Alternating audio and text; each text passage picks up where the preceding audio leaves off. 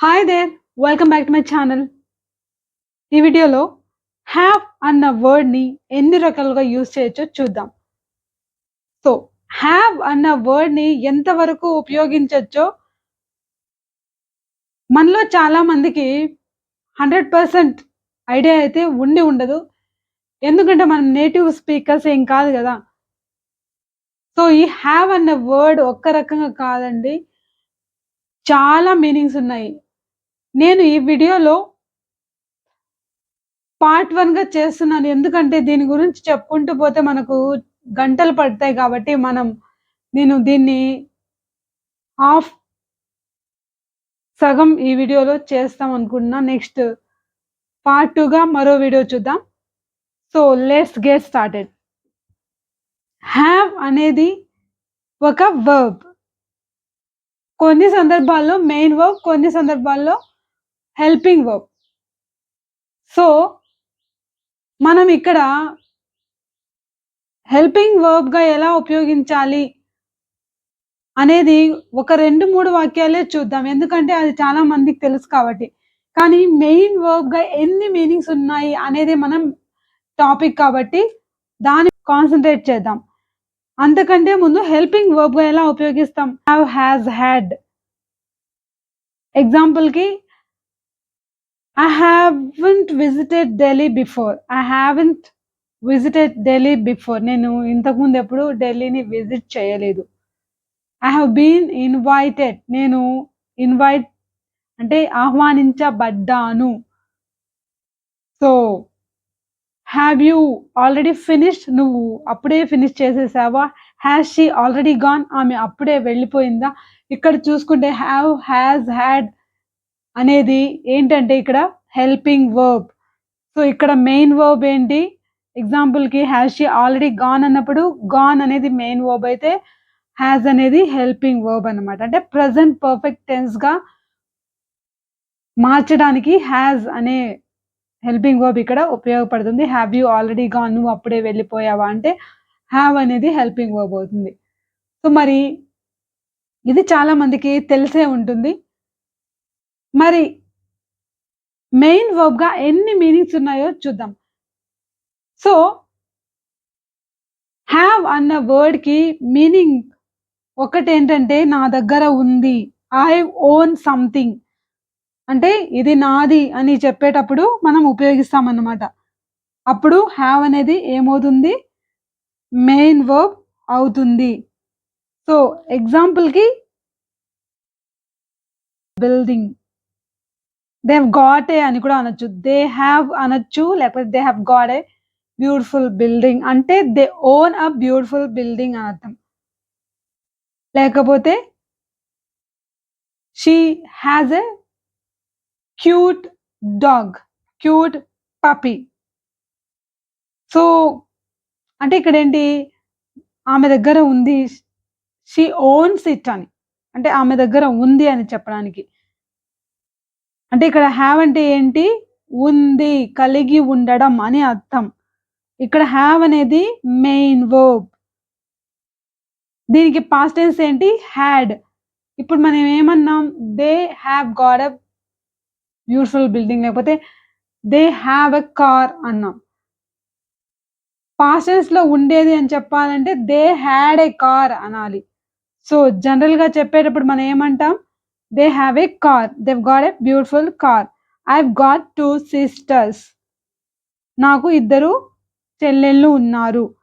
లేదు I have 2 sisters అన్నా సరిపోతుంది. She has plenty of money but no heart. ఆమె దగ్గర బోలెడంత డబ్బుంది కానీ ఆమెకు మంచి హృదయం లేదు అని చెప్పడానికి she has plenty of money. Has అంటే ఇక్కడ ఏంటి? హాస్ అనేది హెల్పింగ్ వర్బ్ కాదు. Main verb. హాస్ అంటే ఆమె దగ్గర ఉంది, కలిగి ఉండడం అని అర్థము. So, she has plenty of money. ఇక్కడ మనం ఒకటి గమనించాల్సింది ఏంటంటే ఇది మెయిన్ వర్బే కానీ ఏమంటాం దీన్ని? టు పొసెస్ అంటే టు ఓన్ సంథింగ్ అని చెప్పడానికి యూజ్ చేస్తున్నాం కాబట్టి దీన్ని మనం ప్రెజెంట్ కంటిన్యూస్ టెన్స్‌లో ఉపయోగించకూడదు. జనరల్‌గా ఒక మెయిన్ వర్బ్ గో అనుకోండి. ఐ యామ్ గోయింగ్ అని అనొచ్చు. నేను వెళ్తూ ఉన్నాను అని. అంటే అది ఒక యాక్షన్ కాబట్టి మనం ప్రెజెంట్ కంటిన్యూస్ టెన్స్‌లో ఉపయోగించొచ్చు. మరి ఇక్కడ హాస్ అంటే ఏంటి? జస్ట్ ఉంది ఆమె దగ్గర అని చెప్పడానికి మాత్రమే ఉపయోగిస్తున్నాం కాబట్టి దీన్ని మనం ప్రెజెంట్ కంటిన్యూస్ టెన్స్‌లో యూజ్ చేయకూడదు. అంటే she is having lot of money, she is having plenty of money అని అంటే అది తప్పవుతుంది. ఎందుకంటే ఇక్కడ మనం హాస్‌ని ఆమె దగ్గర ఉంది అని చెప్పడానికి ఉపయోగిస్తున్నాం కాబట్టి ప్రెజెంట్ కంటిన్యూస్ టెన్స్‌లో ఉపయోగించకూడదు. అంటే ఇక్కడ అర్థం ఏంటి? ఎటువంటి క్రియ జరగడం లేదు. ఆమె దగ్గర ఉంది అంటున్నాం కానీ హాస్ మనీ అంటే డబ్బులున్నాయి అని. అంతేగాని అది ఒక యాక్షన్ వర్బ్ కాదు హాస్ అనేది. అది ఎటువంటి పనిని తెలుపదు కాబట్టి దాన్ని మనం ప్రెజెంట్ కంటిన్యూస్ టెన్స్‌లో ఉపయోగించకూడదు. ఇది మనం గుర్తుపెట్టుకోవాలి. ఓకే. అన్ని సందర్భాల్లో కాదు, ఇక్కడ మాత్రం. నెక్స్ట్ ఇంకొక హావ్ అంటే ఏంటి? హావ్ అంటే నేను పలానా జబ్బుతో ఉన్నాను. నాకు పలానా జబ్బు ఉంది అని చెప్పడానికి ఇల్‌నెస్‌ని తెలపడానికి ఉపయోగిస్తామన్నమాట. So, have you ever had typhoid? Viral fever ఎప్పుడైనా నీకు టైఫాయిడ్ వచ్చిందా? వైరల్ ఫీవర్ వచ్చిందా?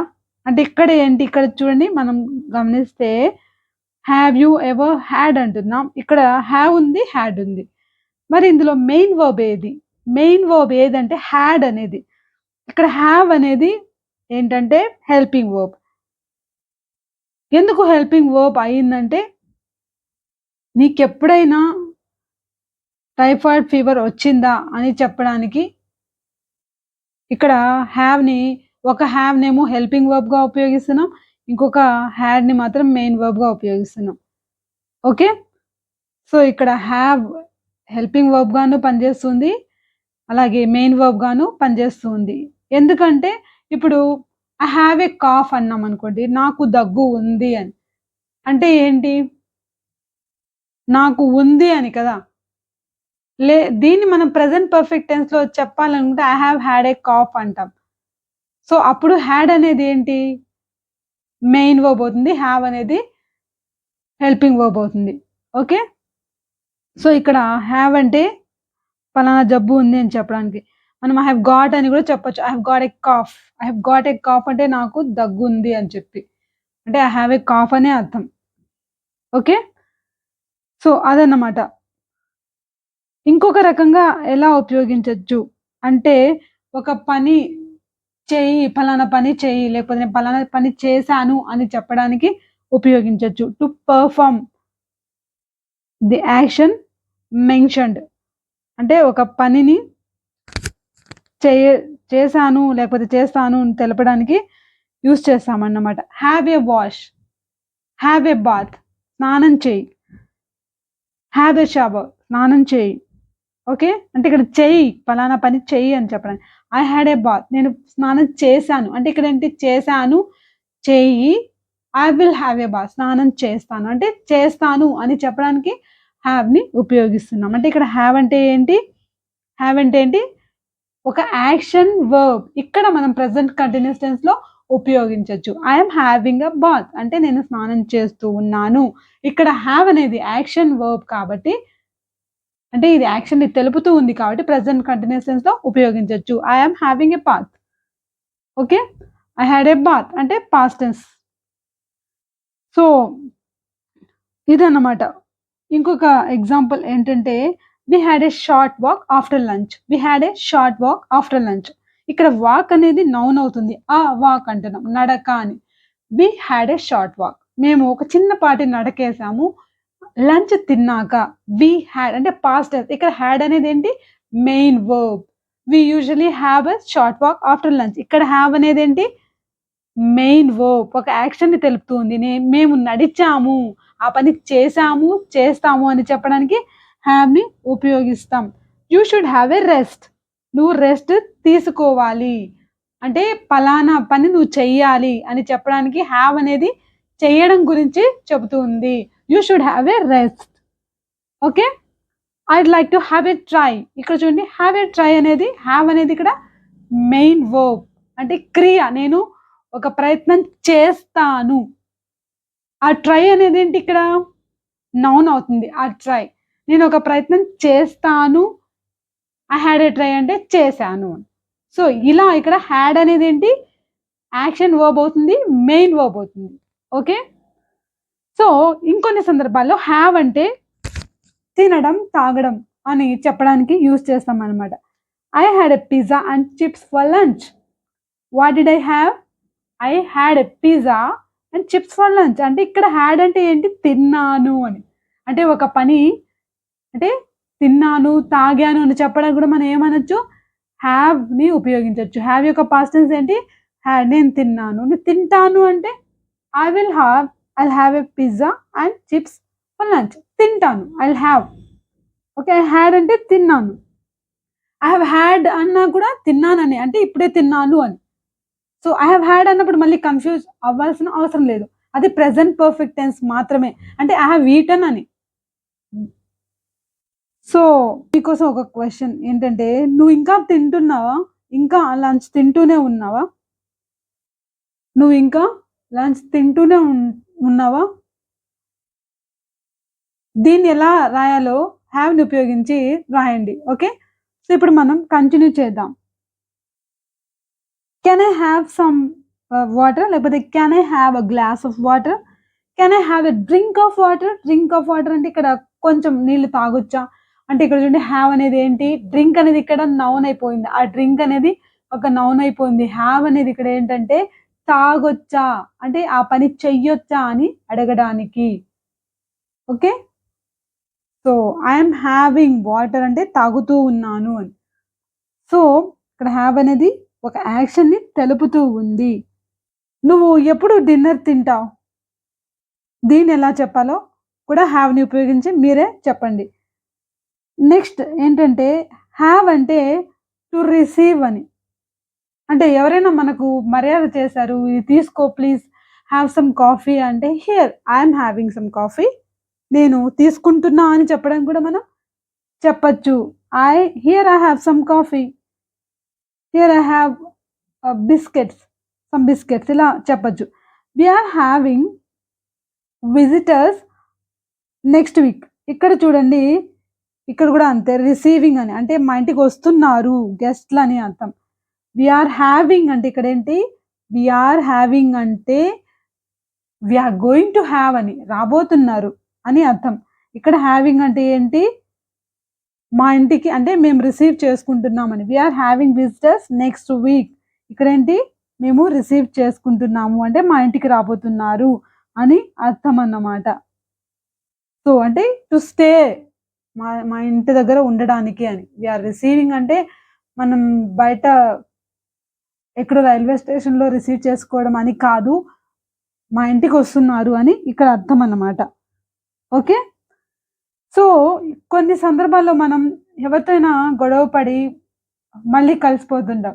అలాంటి సందర్భాల్లో ఐ హాడ్ హిమ్ బ్యాక్ అని అనొచ్చు. ఇప్పుడు ఇద్దరు గొడవ పడ్డారు. ఒక ఆమె ఏమంటుందంటే మా ప్రాబ్లమ్స్ సాల్వ్ చేసుకున్నాం. Eventually we solved our problem. I had him back. నేను మళ్ళీ అతన్ని నాతో ఉండనిస్తున్నా అని చెప్పడానికి ఐ హాడ్ హిమ్ బ్యాక్ అని చెప్పొచ్చు.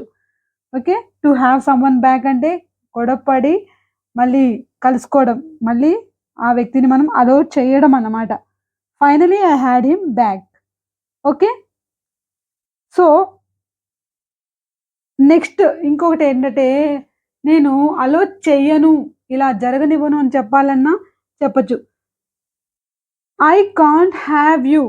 I can't have you arriving late all the time.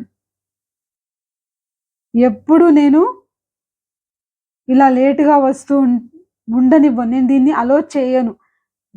I can't have you లేకపోతే I can't have people arriving late. లేట్‌గా రావడం అనేది నేను సహించను. నేను అలో చెయ్యను అని. ఇక్కడ హావ్ అంటే ఏంటి? ఐ కాంట్ హావ్ అంటే ఐ కాంట్ అలో అని. సో, దీని స్ట్రక్చర్ ఏంటి? I can't allow, I can't have తర్వాత మనం ఆబ్జెక్ట్ చెప్పాలి. యువా, అతనా, నేనా, పీపులా అని చెప్పి ఐఎన్‌జీ వర్డ్ చెప్పాలి. ఐ కాంట్ హావ్ యూ లేకపోతే I can't have people arriving late. I can't have people talking too much ఇలా టాకింగ్ ఆల్ ది టైమ్ అంటే అలో చెయ్యను అని. సో, ఇక్కడ హ్యావ్ అంటే ఏంటి? అలో చెయ్యడం. ఓకే. సో, ఇంకొక మెయిన్ అన్ ఏంటంటే అలా జరగడానికి కారణం అవ్వడం. ఏంటంటే I had my car repaired. I had my car repaired అంటే నేను రిపేర్ చేయించుకున్నాను. I had my hair cut. ఇలా కాకుండా పలానా నెగెటివ్‌గా మనం సఫర్ అవుతున్నాం అనుకోండి. ఒక పని గురించి గురి కావడం అంటారు గదా! అలా చెప్పడానికి కూడా చెప్పొచ్చు. So, she had her car stolen అంటే ఏంటి? ఆమె కారు దొంగతనానికి గురైంది. She had her car stolen. ఇక్కడ హాడ్ అనేది ఏంటంటే, ఇక్కడ హాడ్ అంటే అర్థం ఏంటి? She had her car stolen అంటే ఇక్కడ అర్థం ఏంటంటే, హాడ్ అంటే దొంగతనానికి గురైంది అని చెప్పడానికి హాడ్ అంటున్నాం. సో, లేకపోతే she had her bag stolen. She had her car damaged. ఆమె కారు డ్యామేజ్‌కి గురైంది అని చెప్పడానికి గూడా మనం హావ్‌ని ఉపయోగించొచ్చు. సో, ఇంకొక అర్థం ఏంటంటే టు ఎక్స్‌పీరియన్స్ అని చెప్పడానికి. We are having a wonderful time here. ఇక్కడ మేము మంచి ఎక్స్‌పీరియన్స్ పొందుతున్నాము, అనుభూతిని పొందుతున్నాము అని చెప్పడానికి ఇక్కడ హావ్ అన్న వర్డ్‌ని ఉపయోగిస్తున్నాం. హావ్ అనేది మెయిన్ వర్బ్. ఇక్కడ అనుభూతి పొందుతున్నాం అని చెప్పడానికి ప్రెజెంట్ కంటిన్యూయస్ టెన్స్‌లో చెప్తున్నాం. We are having a wonderful time here. ఇంకొక మీనింగ్ ఏంటంటే హావ్ అంటే జన్మనివ్వడం. So, she had a baby girl yesterday. ఆమె నిన్న ఒక పాపకు ఇక్కడ హాడ్ అంటే టు గివ్ బర్త్ అని. జన్మనివ్వడం అని. So, had so, she is having a baby next week అంటే నెక్స్ట్ వీక్ ఆమె జన్మనివ్వబోతూ ఉంది అని. ఇక్కడ హావ్ అంటే ఏంటి? జన్మనివ్వడం అని అర్థం అన్నమాట. So, the baby is having her nap అంటే ఆమె నిద్రపోతూ ఉంది. సో, ఇలా ఇన్ని రకాలుగా మనం హావ్ అన్న వర్డ్‌ని యూజ్ చేయొచ్చు. ఈ ఇంకా దీని గురించి చెప్పుకుంటూ పోతే చాలా ఉంది. కాబట్టి నేను పార్ట్ 2లో ఈ నెక్స్ట్ కంటిన్యూ చేద్దాం అనుకుంటున్నా. So, keep watching. Thanks for watching.